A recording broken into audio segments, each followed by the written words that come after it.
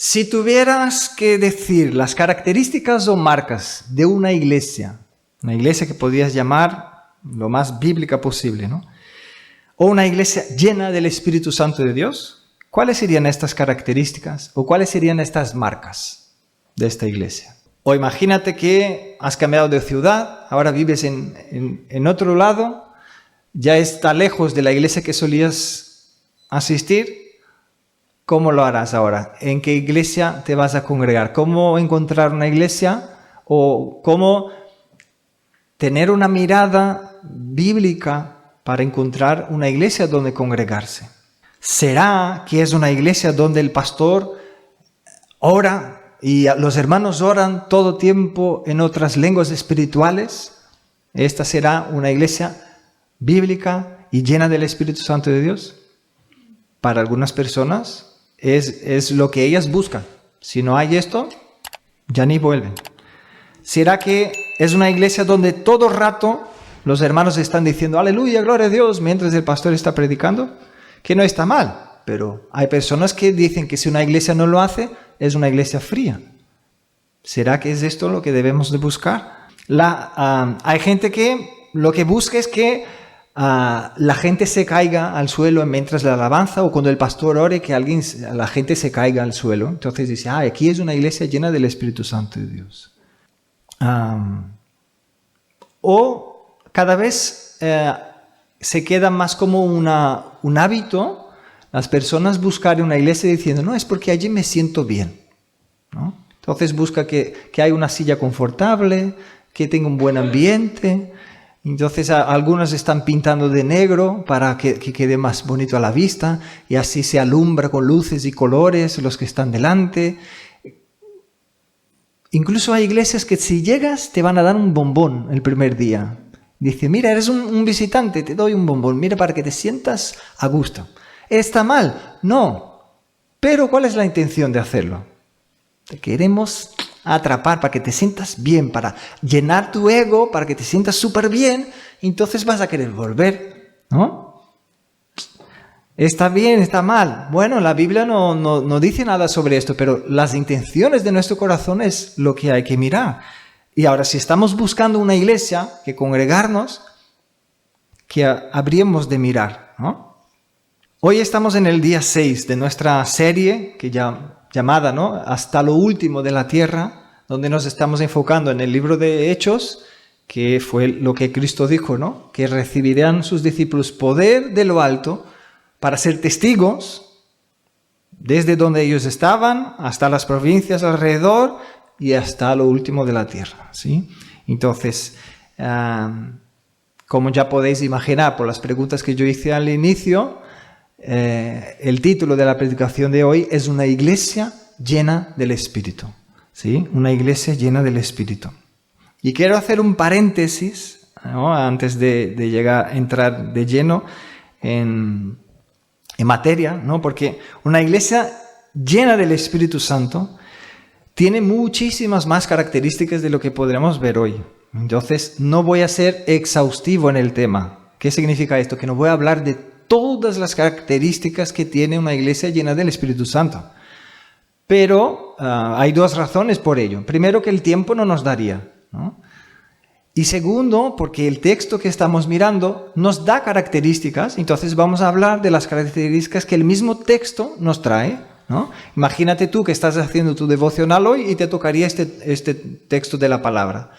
Entonces, bueno, es lo que recibirías, ¿sí? Entonces es con lo que nos quedaremos en esta mañana. Ahora, si uno quiere profundizar más en esto, bueno, busca en la palabra de Dios todos los versículos que hablen sobre la iglesia y estudia y lee todos los versículos, y allí vas a poder tener toda la información de una iglesia llena del Espíritu Santo como es, ¿sí? Muy bien, o si no, puedes usar de libros, ¿no? Y otros o estudios bíblicos, ¿no? Incluso cursos que pueden hablar de esto con más profundidad. Muy bien, entonces vamos allá. Vamos a leer la palabra en Hechos capítulo 2 a partir del versículo 37. La semana pasada hemos leído estos primeros versículos, pero no pudimos profundizar, he elegido no profundizar, y hoy vamos a tocar algo de ellos y profundizar enfocados en esto, ¿no? Una iglesia llena del Espíritu Santo de Dios. Pero vamos a orar primero. Cierra tus ojos. Padre, te damos gracias, Señor, por tu palabra. Gracias porque una vez más podemos acercarnos a ti, Señor, con un corazón quebrantado, dispuesto a escucharte, Señor. Pedimos que nos ayudes porque nuestra mente a veces, Señor, está tan acostumbrada a ir tan veloz con este mundo, Señor, que nos cuesta parar y concentrarnos. Pero queremos honrarte a través de nuestro tiempo, queremos honrarte a través de este tiempo donde estaremos con nuestro corazón enfocado en qué es lo que quieres hablarnos en esta mañana, Señor.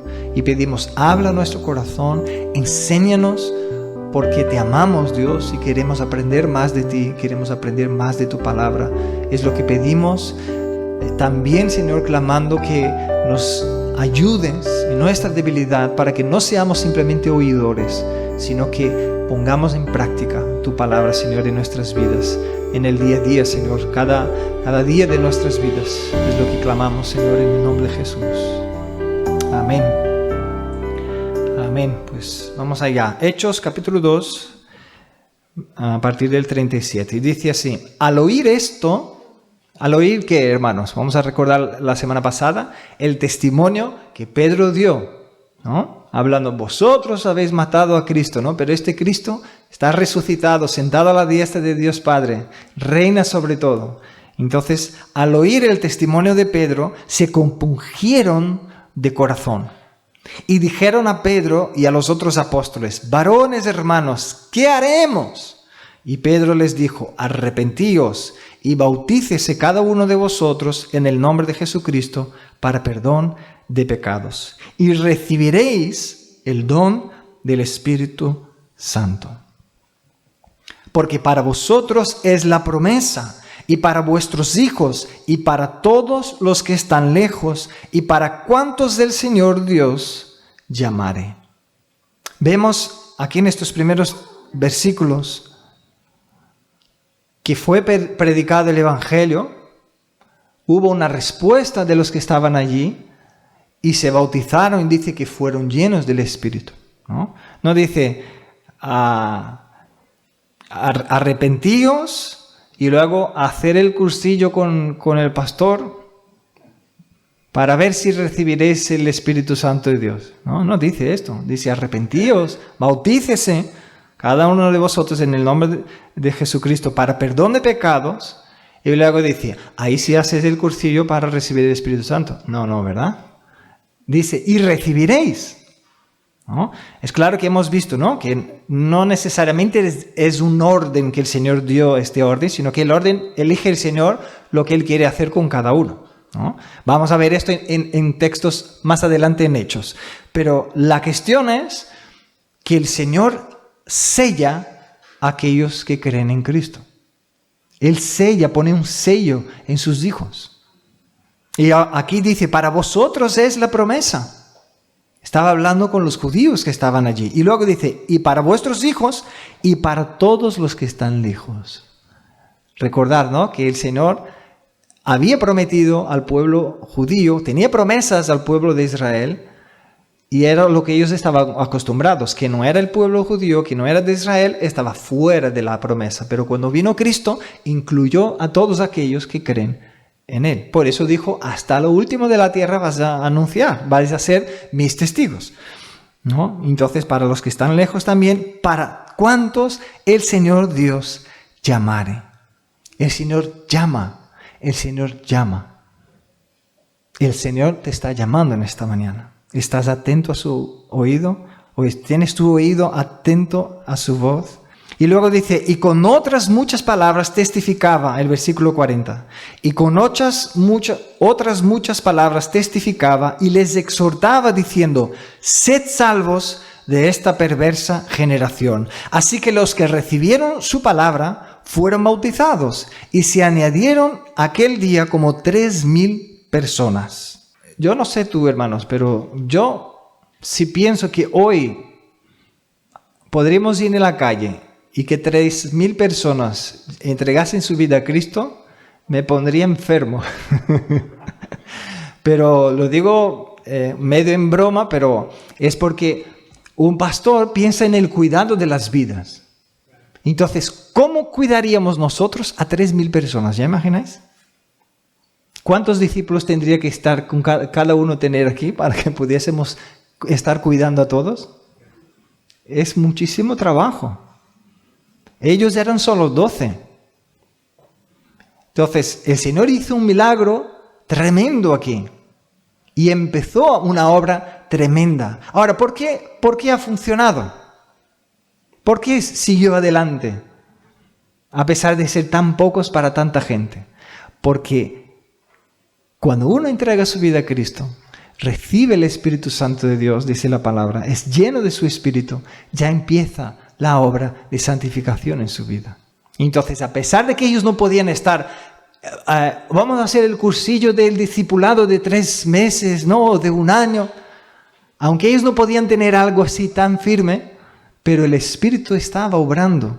Y ya vamos a ver que las características que había en la iglesia proporcionaba un ambiente y proporcionaba una manera de ir siendo tratados, cuidados y creciendo en el Señor, ¿no?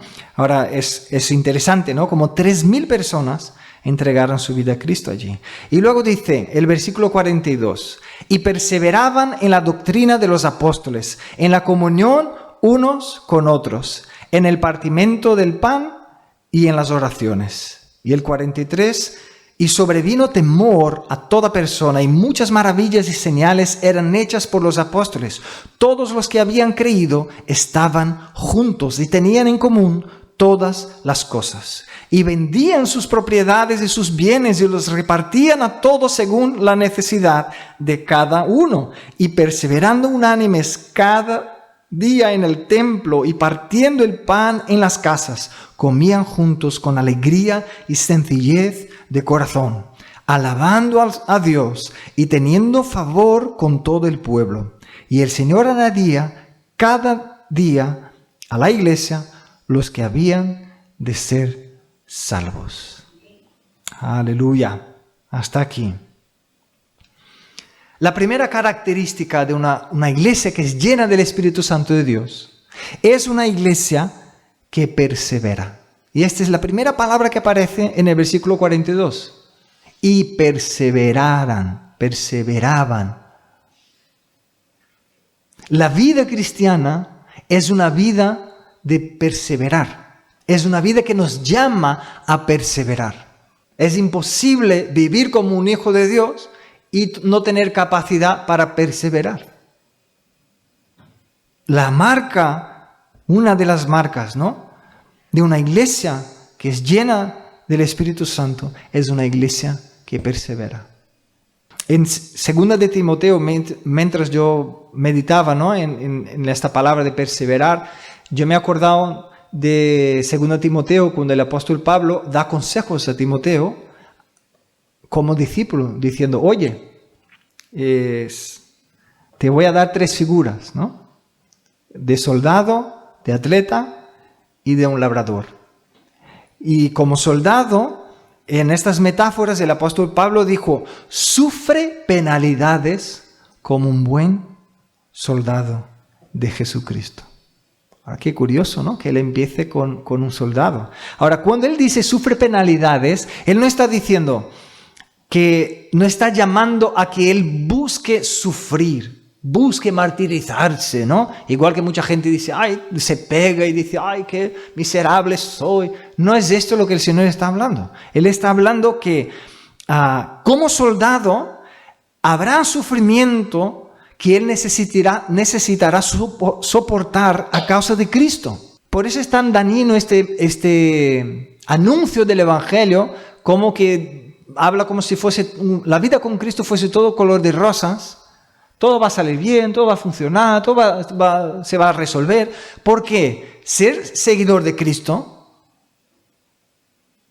ser un verdadero seguidor de Cristo, conlleva sufrimiento, persecución, ser rechazado por la gente, algo que no es nada agradable. Y Cristo mismo dijo que vino a traer espada entre padre e hijo, hijo y padre, hermano y hermano. Dice, vino a traer espada, pero Cristo no vino a traer paz. Sí, pero ¿cuál es el problema del hombre? El pecado. Entonces, cuando uno se levanta y quiere seguir a Cristo, el otro que no quiere va a hacer guerra. Porque va a decir, no, hombre, que yo... ¿Y cuántos amigos dejan de ser amigos porque uno decidió seguir a Cristo? No porque el que seguía a Cristo dice, ya no quiero más estar contigo, que eres un miserable pecador y ahora soy santo. Que hay gente que lo hace, pero no es esto que deberíamos de hacer, ¿no? Pero aunque tú intentes seguir siendo amigo, ya tu manera de hablar, tu manera de vivir va a incomodar. Porque cuando tú eres luz, incomodas a las tinieblas. Cuando uno quiere beber y quiere pasarse con la bebida y uno dice, no, lo siento, yo ya no me paso. Y dice, no, hombre, ¿por qué no? Diviértete, ¿no? Y entonces queda siendo siempre la espinilla aquí en el grupo porque, mira, todos se emborrachan y justo este no. Y empieza a incomodar. La luz alumbra a las tinieblas. Pero el Señor nos muestra aquí, ¿no?, que como un buen soldado necesitamos perseverar, aprender a perseverar. Ahora, Él dijo como un buen soldado porque en el mundo romano que ellos vivían, un soldado se caracterizaba ¿por qué? Por la disciplina, la obediencia con sus superiores. Hasta el día de hoy, ¿no?, el que pudo participar del ejército sabe que hay disciplina. Si solo pensaras en ir en contra de una orden directa de un superior, pobre, la de horas que estará pagando un castigo, porque si el superior lo dice, tú obedeces y ya está. Entonces, el ser un soldado requiere disciplina, obediencia, resistencia física, resistencia mental, perseverancia se requiere, porque si no uno lo deja enseguida. Es un compromiso que no se rompe ante la adversidad. Para que un soldado sea un buen soldado, cualquier adversidad que venga, él necesita permanecer firme en la meta. Y luego, claro, él dijo, un soldado de Jesucristo. Entonces, no es que los que creen en Dios van a ser soldados igual que en el ejército, ¿no?, que hay en los países, sino que es un ejército donde Cristo es el capitán, Cristo es el comandante, el general, el superior de todos, es el que manda. Y nuestra lealtad, nuestra obediencia debe de ser absoluta a Él y estar inseridos y siguiendo y enfocados en su misión para nuestras vidas y en proclamar el Evangelio hasta lo último de la tierra. Pero luego Él nos dice para luchar como un atleta también. Dice, lucha como un atleta, porque no es coronado, sino lucha legítimamente. Entonces aquí Él no quiere enfocar que tú pienses en tu salvación como, a ver si me la gano, a ver si...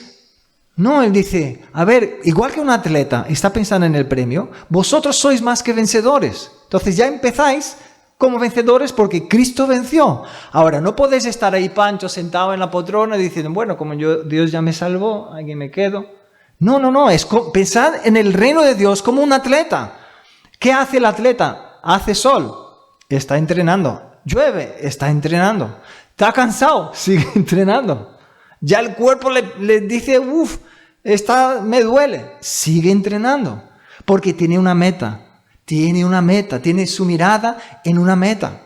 Los atletas siempre están intentando ir un poquito más allá para ver si bajan o los que son de velocidad, ¿no?, si bajan el tiempo para poder llegar antes que otros. Los que saltan un poquito más alto. Siempre tienen una meta muy fija y son constantes, perseveran en esta meta. Y entonces el Señor nos habla de ser esta clase de iglesia que sabe la meta. ¿Cuál es la meta? Predicar el Evangelio hasta lo último de la tierra. Y no se cansa y lo hace hoy, mañana y pasado. Como un buen atleta. Y también da esta visión de un labrador, ¿no? Aquel que labra la tierra, aquel que siembra, dice, para participar de los frutos, debe trabajar primero. Entonces, si uno lee de manera equivocada esto, debe pensar, entonces hay frutos en el Evangelio que yo tengo que conquistarlos por mi brazo y mi fuerza. Si no los hago, no es correcto del todo. Porque todo lo que podemos hacer es porque el Espíritu de Dios nos da capacidad para hacer, porque es una obra espiritual. Ahora bien, si tú no te mueves, si tú no te levantas de tu lugar y no vas y no actúas, si no pones la palabra de Dios en práctica, no va a funcionar. Entonces, igual que un sembrador necesita abrir un hueco en la tierra, sembrar la semilla, regarla y preparar todo el campo para tener la cosecha, el Señor espera de ti y de mí que también trabajemos, que también sembremos. Si no, ¿qué vamos a cosechar? La palabra dice que de Dios nadie se burla. Lo que sembramos, cosecharemos. Entonces, en primer lugar, una iglesia llena del Espíritu Santo de Dios es una iglesia que persevera. Y la primera perseverancia que tiene es en la palabra. Es una iglesia que persevera en la palabra. La segunda parte, ¿no?, de este versículo dice, y perseveraban, el versículo 42 que estamos, y perseveraban en la doctrina de los apóstoles. ¿Cuál era la doctrina de los apóstoles? La palabra que se estaba siendo escrita, pero ellos tenían el Antiguo Testamento, ellos no tenían el Nuevo.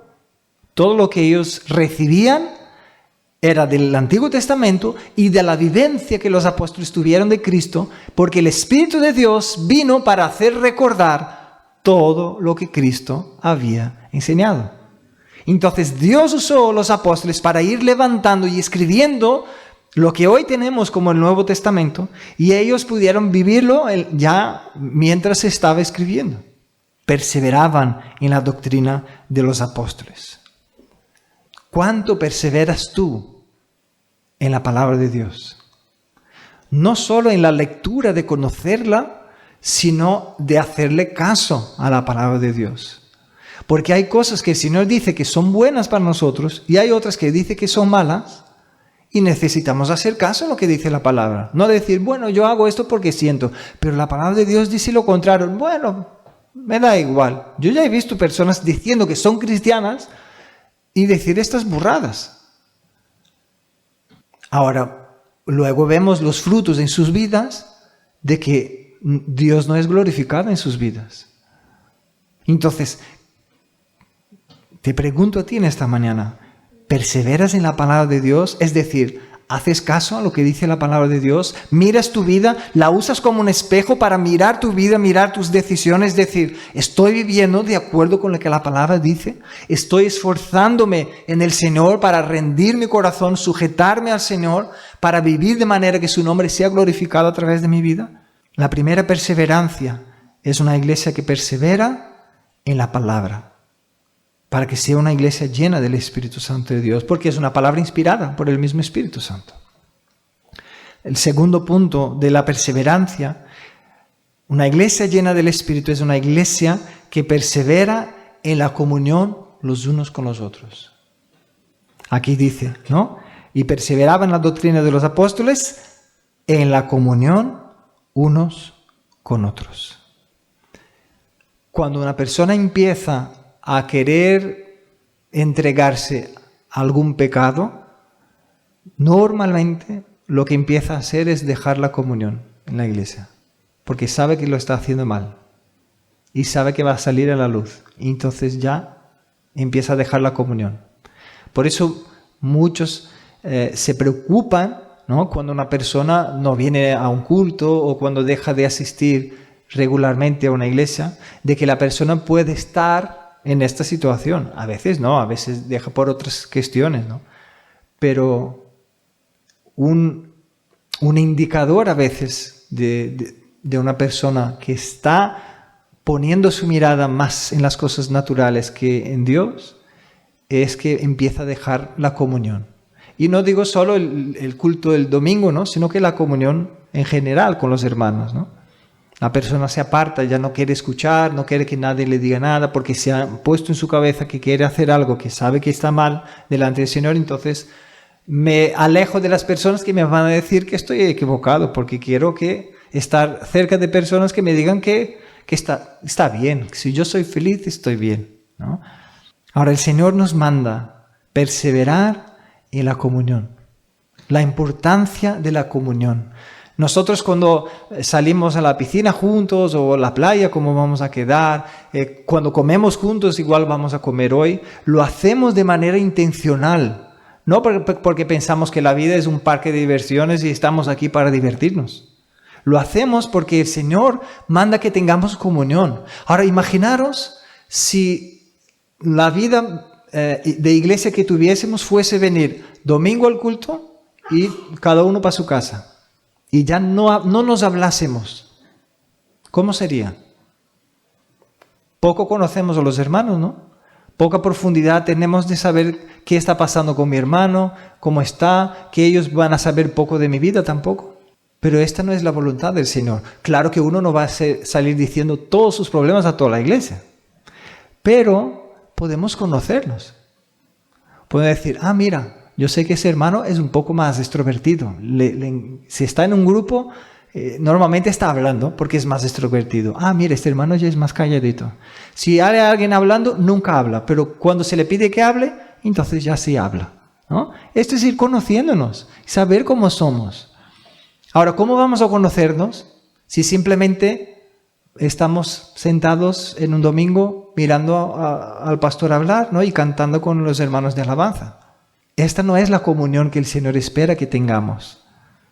Dice que ellos perseveraban en la comunión. Y el versículo 46 profundiza un poco más. Yo voy a saltar y luego volveré, ¿no?, al 42, pero él dice, perseverando unánimes cada día en el templo.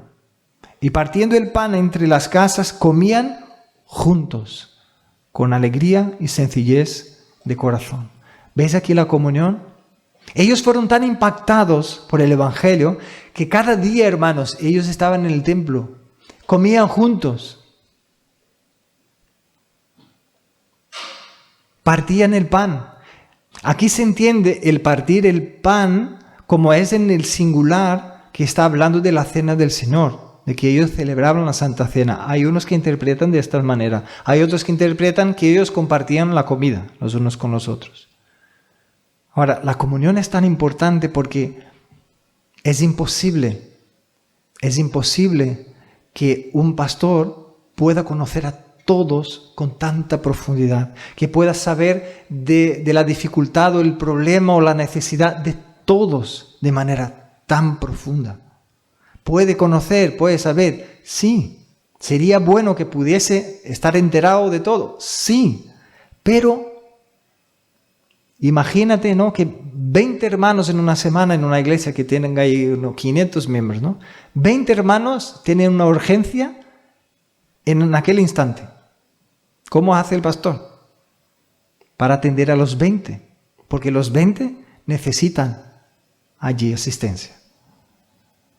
No es la iglesia que el Señor diseñó, que una iglesia que dependa única y exclusivamente de una persona, sino que dependa única y exclusivamente de Cristo. Y Cristo proveyó su iglesia con sus dones, con su amor y su servicio para bendecirnos los unos a los otros. Una iglesia llena del Espíritu Santo es una iglesia que entiende la bendición que hay en la comunión. Igual que está escrito, ¿no?, en el Salmo 133, que nos gusta mucho hablar, pero a veces se nos olvida, ¿no? Salmo 133 dice, del 1 al 3 dice, mirad cuán bueno y cuán delicioso es habitar los hermanos juntos, pero cada uno pensando en, no, juntos en armonía. La armonía dice sobre la palabra que habla allí, unánimes, con el mismo sentir. Es como el buen óleo sobre la cabeza, el cual desciende sobre la barba de Aarón, y baja hasta el borde de sus vestiduras. ¿Qué le está hablando aquí, hermanos? Del momento en que un profeta de Dios ungía a una persona. En aquel entonces derramaba un aceite y este aceite cubría toda la persona. Y cuando los demás veían que estaba sucediendo esto, ellos estaban testificando, es una persona que está recibiendo la unción de Dios y a partir de hoy va a cambiar su vida. Va a ser un representante, un referente en este lugar. Porque era así que sucedía en el Antiguo Testamento. Entonces él hace esta comparación para decir que tal es la bendición cuando los hermanos habitan juntos en armonía. Es lo mismo que ver el aceite bajando de los cielos, bajando sobre la cabeza de una persona, ungiendo, preparándola para el ministerio. Qué tremenda la visión y la comparación que se hace. Y luego dice, como el rocío del Hermón.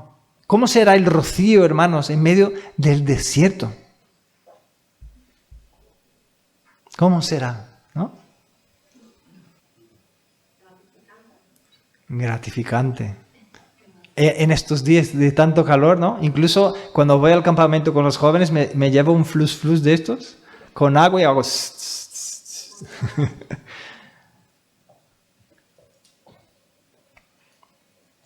Qué comparación más bonita también para decir, mira, cómo es cuando los hermanos habitan juntos en armonía. Y luego él termina diciendo, porque allí envía Jehová bendición. Allí envía Jehová bendición y vida eterna. Por eso el diablo lucha tanto, hermanos, para que no estemos en comunión, para que no nos conozcamos, porque es allí donde el Señor ordena su bendición y vida eterna. En la comunión, cuando habitamos juntos en armonía. Y yo sé que no es fácil en el sentido de que somos diferentes. Entonces, ya que somos distintos, vamos a tener roces con algunos hermanos, ¿no? Porque aquel que habla poco se agobia un poco con aquel que habla mucho. El que habla mucho dice, este porque no habla nada, ¿no? Porque está acostumbrado a que alguien hable, dice, ay, porque es muy callado, tiene que hablar más, ¿no? Así nos vamos lijando los unos a los otros. Vamos aprendiendo, vamos exhortando los unos a los otros, amando, sirviendo. Así es como un cuerpo, la sangre fluye y bendice. Somos bendecidos y bendecimos, ¿no? Con los dones que el Señor dio a cada uno de nosotros. Así que una iglesia que persevera en la comunión también es una iglesia llena del Espíritu Santo de Dios. Hermanos, Dios puede haber dado una gracia, una unción a una persona y una iglesia puede estar enfocada en esta persona, en esta gracia, pero será la que Dios dio para esta persona y la que Dios dio para tantas otras personas. ¿Cómo vamos a disfrutar? Porque Dios tiene mucho más para dar que solo a través de una persona. Cuando nosotros aprendemos la importancia de la comunión, hacemos cosas a postas para tener comunión. Y yo sé que no es fácil porque a veces tenemos poco tiempo, pero podemos aprender a llamarnos a un domingo en la tarde, ya que no tenemos comida en la iglesia, hermano, podemos comer juntos hoy, ¿no? Ay, hermano, es que no sabes que no he podido limpiar la casa, vas a encontrar un poco de polvo allí por la mesa. ¿Y cuál es el problema? Porque si nosotros solo invitamos a los hermanos a nuestra casa como un palacio, ¿no?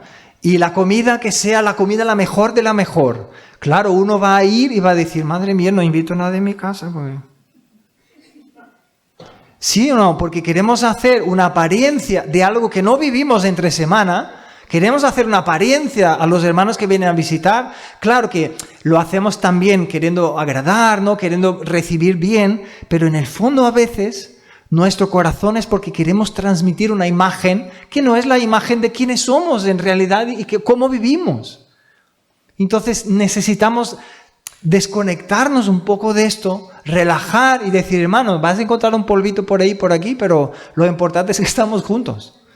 ¿Vale? He preferido estar bien y tener tiempo contigo descansado, con la cabeza descansada, que meterme a dejar todo aquí y que tú tuvieses una falsa idea de cómo vivimos y luego estar cansado y no poder ni atenderte y tener tiempo de comunión contigo.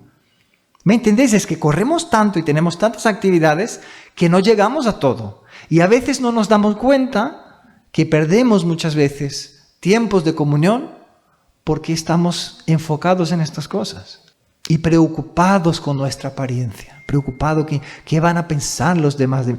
¿Qué va a pensar la gente si ve? ¡Ay, Señor! Yo no estoy haciendo un clamor al desorden, hermanos, pero me entendéis, ¿no?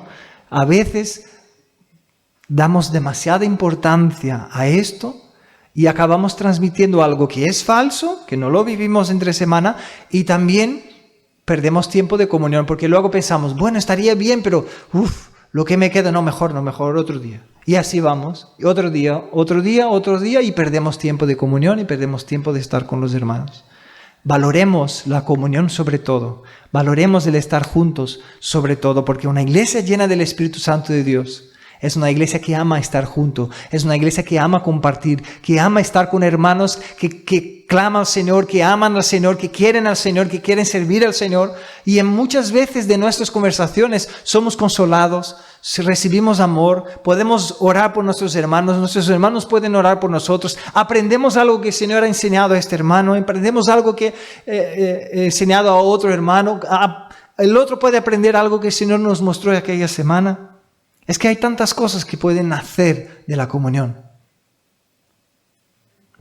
En tercer lugar, una iglesia que es llena del Espíritu Santo de Dios es una iglesia que persevera en el partimiento del pan. Y aquí enfocando el partimiento del pan es celebrar la Santa Cena.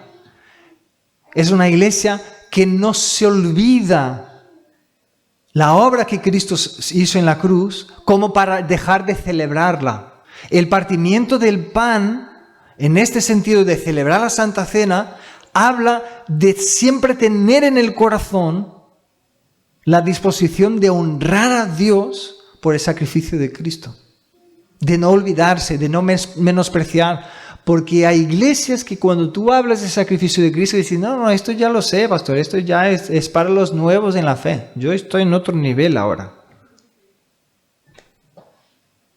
Y solo celebran una vez al mes y sí les toca estar en aquel culto, ¿no? Porque si pasa algo y no están, bueno, ya dejaron de celebrar, ¿no? Es que esto no debería de ser así. Pero el Señor nos llama, ¿no? Y nos habla a través de este texto que una de las maneras de perseverar y que Él espera que perseveremos, porque Él dijo, haced esto en memoria de mí hasta que yo vuelva, es el partir el pan, el celebrar la Santa Cena. ¿Sabe que incluso tú puedes estar en un momento de comunión con tu familia y celebrar la Santa Cena? Si ahí hay la iglesia, sois la iglesia, estáis convertidos, servid al Señor, amad al Señor, se puede. Estás reunido con otros hermanos y decir, vamos a celebrar. ¡Ah! No hay un pastor, ¿cómo vamos a celebrar la Santa Cena? Pero aquí en la Biblia en ningún lugar dice que son los pastores que dicen que la iglesia lo celebraba. Incluso tuvieron problemas con esto, ¿verdad? Porque algunos dejaban el momento de Santa Cena como si fuese para comer y estaban comiendo. Y otros estaban queriendo apartar a los demás. No, porque los gentiles no pueden. Ellos no son judíos, ellos no pueden. Y los dejaban apartados. Y el apóstol Pablo escribió para corregir estas cosas. Decir, el que tiene hambre que come en casa. Pero ahora es para celebrar algo espiritual. Y dejar ya de estas tonterías de apartar a la gente porque Cristo vino ya en Cristo ya no hay ni gentil, ni griego, ni judío. Todos fuimos sellados, morimos y resucitamos en un mismo espíritu, ¿no? Entonces, en el partimiento de pan, pensando, ¿no?, en el compartir nuestro pan con los demás, un alimento con los demás, esto también es de bendición, ¿no? Y el Señor espera que lo hagamos. Cuarta perseverancia, ¿no? O cuarta manera que podemos perseverar es en las oraciones. Dice, capítulo 2, ¿no? Versículo 42, y perseveraban en la doctrina de los apóstoles, en la comunión unos con los otros, en el partimiento del pan y en las oraciones. Y aquí sé que puedo llegar a ser pesado, ¿no? Decir, tenemos un culto de oración cada viernes a las 8 de la tarde, ¿no? Recordad de orar juntos, separar un tiempo para orar juntos. Sé que a algunos hermanos es imposible por horario de trabajo, pero los que pueden, recordar que es un tiempo importante. Y si os fijáis en la historia de la iglesia, siempre que hubo un avivamiento, hubo un pueblo que amaba al Señor tanto y anhelaba tanto ver la manifestación de su presencia, que se reunía para clamar, para orar y para clamar.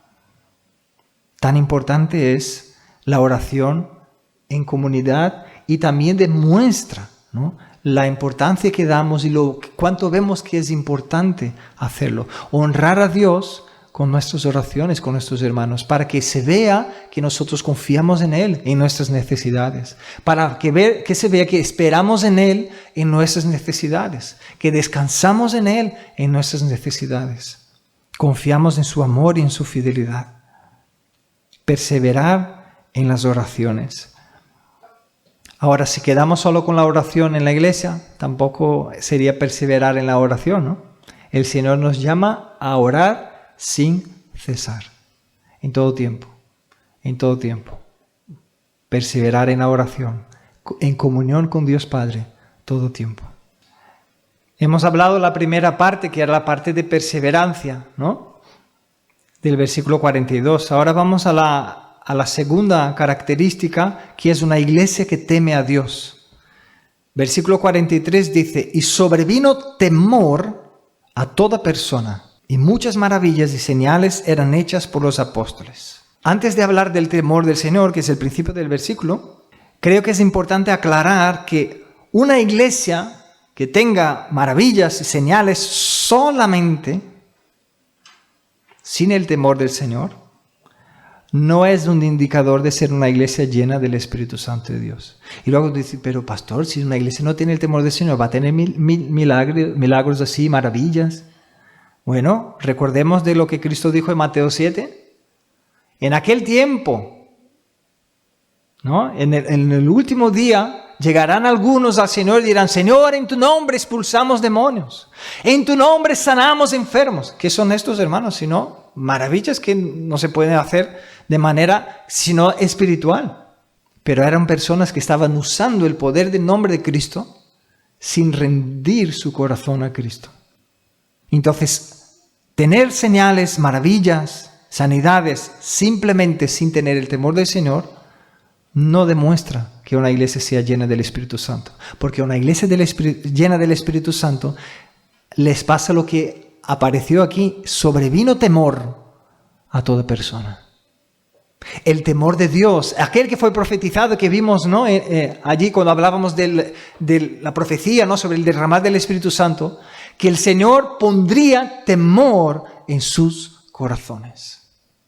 Una iglesia llena del Espíritu Santo de Dios es una iglesia que tiene el temor del Señor. Ahora, cuando hablamos de temor, nos recordamos del mensaje del Evangelio que vimos la semana pasada. En primer lugar, entender que Dios es un Dios santo, el que creó todas las cosas, y que el hombre pecó. La representación de todos nosotros fueron Adán y Eva, pero si tú y yo estuviésemos allí, hubiésemos hecho lo mismo.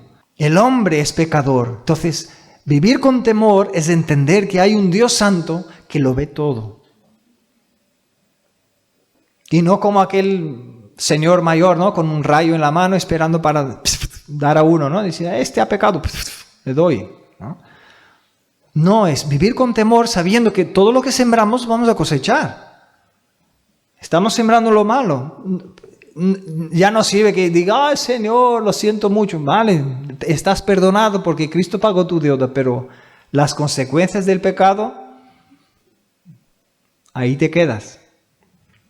Porque Dios es justo, nadie se burla del Señor, dice su palabra. Entonces vemos, vivir con temor es siempre recordar que hay un Dios santo, que nosotros somos pecadores y que Él envió a Cristo para morir en nuestro lugar y ser nuestro Redentor, y espera de nosotros que vivamos de manera digna, que vivamos de manera digna. No es vivir con miedo de Dios, sino que es vivir con un profundo respeto, una profunda honra y conciencia de la autoridad y el poder que tiene Dios. Porque dice la palabra que Él es el único que tiene poder para enviarnos al infierno.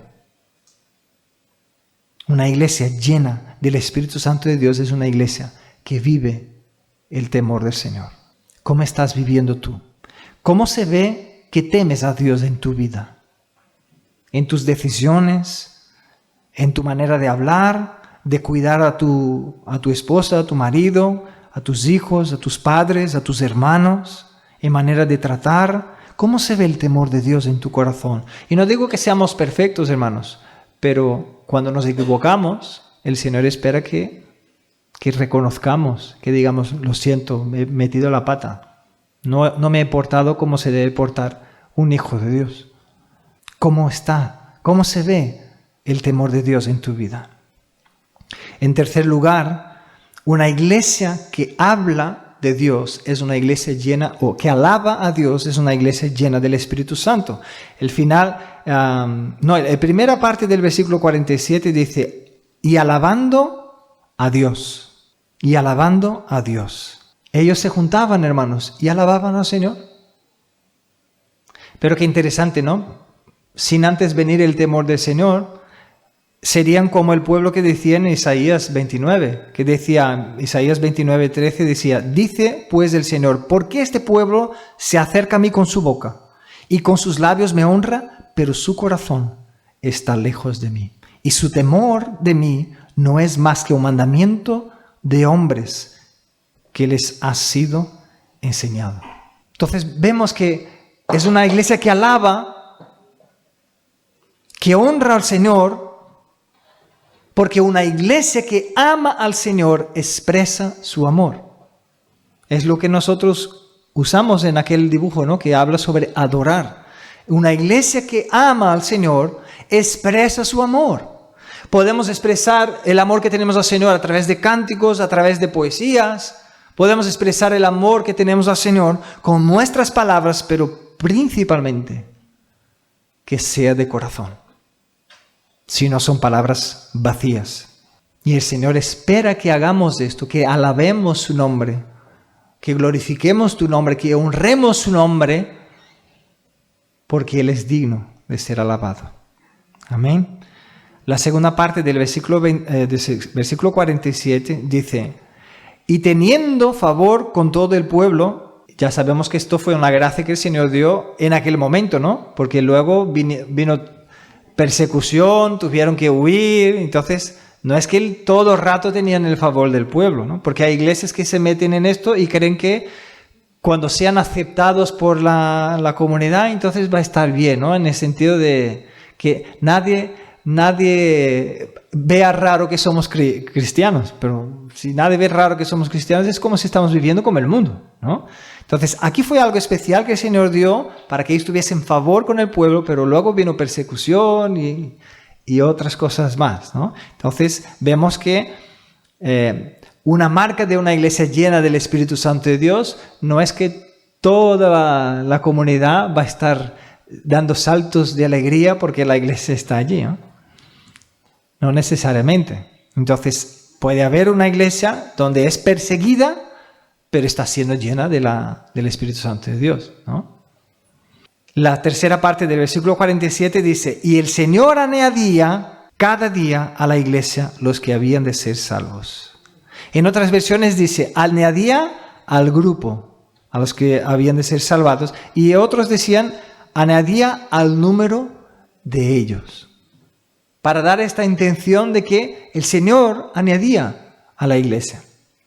Mientras ellos estaban perseverando, mientras ellos estaban viviendo la vida en comunión, como una iglesia llena del Espíritu Santo de Dios. Entonces, conclusión de hoy, hermanos, y con esto ya voy terminando. Una iglesia llena del Espíritu Santo de Dios es una iglesia ordinaria. Una iglesia llena del Espíritu Santo de Dios es una iglesia ordinaria. Y uno puede decir, no, pastor, es una iglesia extraordinaria. Sí, estoy de acuerdo. Pero la cuestión es que una iglesia no puede llegar a ser extraordinaria si no aprende que ser cristiano es ser ordinario. Es decir, hay cosas que el Señor demanda de nosotros que necesitamos acostumbrarnos a hacerlas cada día. Que no se las ve como extraordinarias. Porque cuando tú te sientas cada día delante de tu Biblia, no va a haber fuegos, no va a haber luces y relámpagos. Puede ser que algún día el Señor lo haga, que te aparezca un ángel. Pero esto no es lo que suele pasar. Estás ahí tú, tu Biblia, lo lees, oras, habla al Señor. Entonces, se siente como la cosa más ordinaria, cotidiana. Va pasando los días y si uno piensa que no está siendo extraordinario porque está haciendo algo ordinario, lo va a dejar de hacer. Porque se siente y se percibe muchas veces como algo ordinario. Igual que el atleta, ¿no? Dice, uy, estoy súper cansado, pero el atleta está allí. Entonces hay días que tu cuerpo no te va a pedir. Hay días que tu mente va a decir, no, ve otra cosa, distráete. Mira ¿cómo se llama estos que cuentan un montón que hacen, no simplemente chistes, sino que hablan de la vida, ¿no? Como un monólogo, ¿no? Mírate un monólogo, hombre, descansa la mente hoy, ¿no? En vez de mirar una predicación o leer la Biblia. El cuerpo te va a pedir esto. Pero un atleta, ¿cómo hace?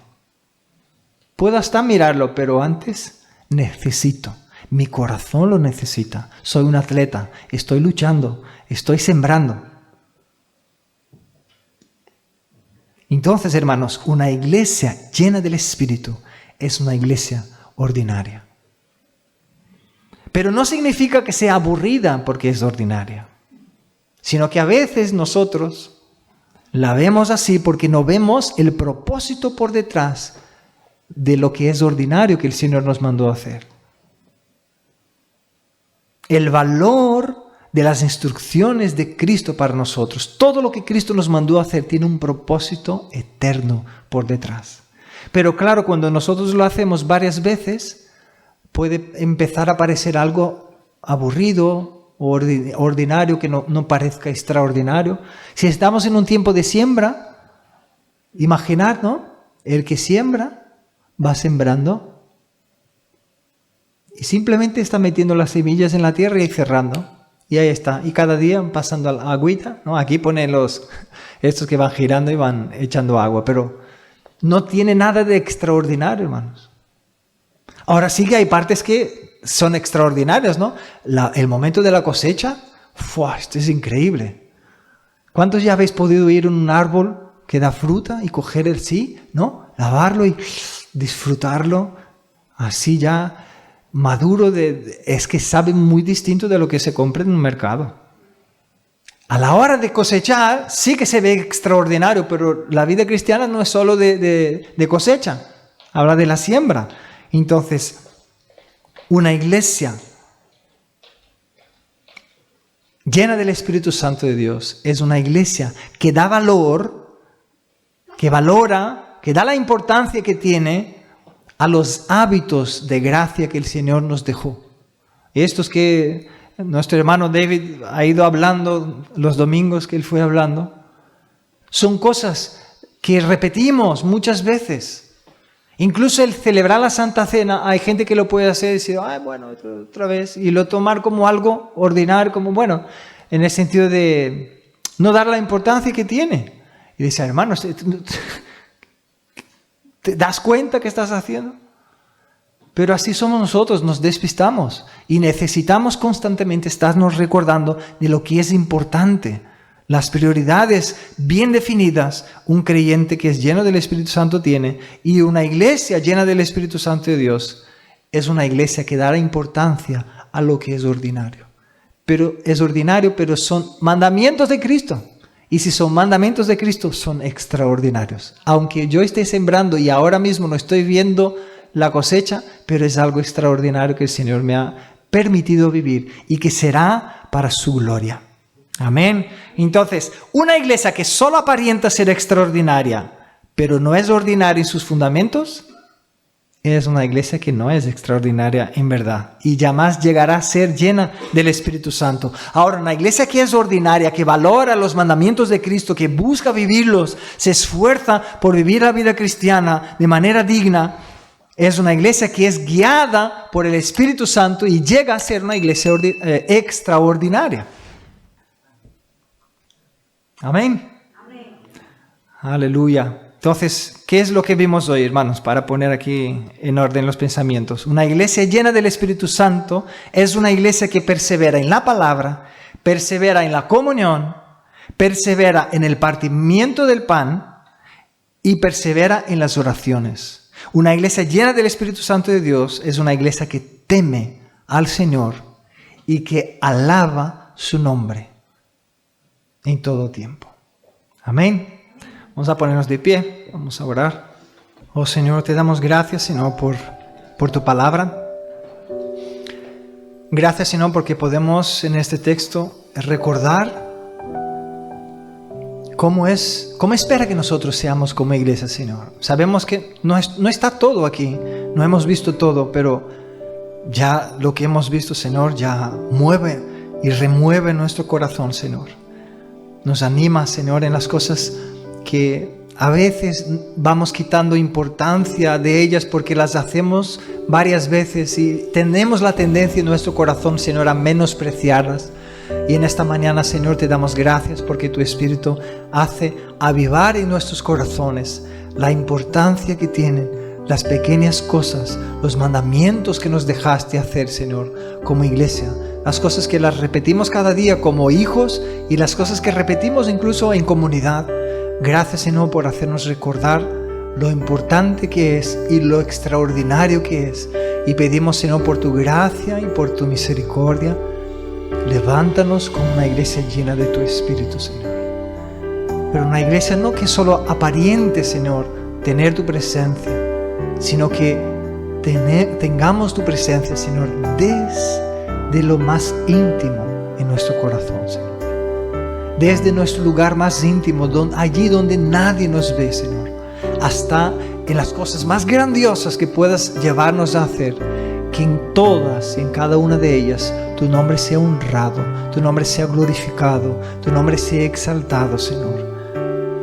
Porque una iglesia que es llena de tu Espíritu es una iglesia que es guiada por tu Espíritu a glorificar tu nombre. Y es una iglesia que tu Espíritu envía hasta lo último de la tierra, a proclamar tu bondad, a proclamar tu salvación, a proclamar la verdad de tu palabra, Señor, a proclamar tu evangelio. Pedimos, Señor, levántanos como hijos, levántanos como iglesia, Señor, para que seamos así, una iglesia llena de tu Espíritu, que da valor a tus mandamientos, por más pequeñitos y cotidianos que sean o que parezcan, que te honremos, Señor, desde las pequeñas cosas, porque tu palabra dice que aquel que te honra, aquel que es fiel en lo poco, también será en lo mucho. Pero al revés no funciona, Señor. Por eso pedimos tu gracia y tu bondad, Señor, tu poder obrando en nuestro corazón, haciéndonos una iglesia y cristianos, hijos tuyos, llenos de tu Espíritu, Señor. En nombre de Jesucristo pedimos, Padre. Amén.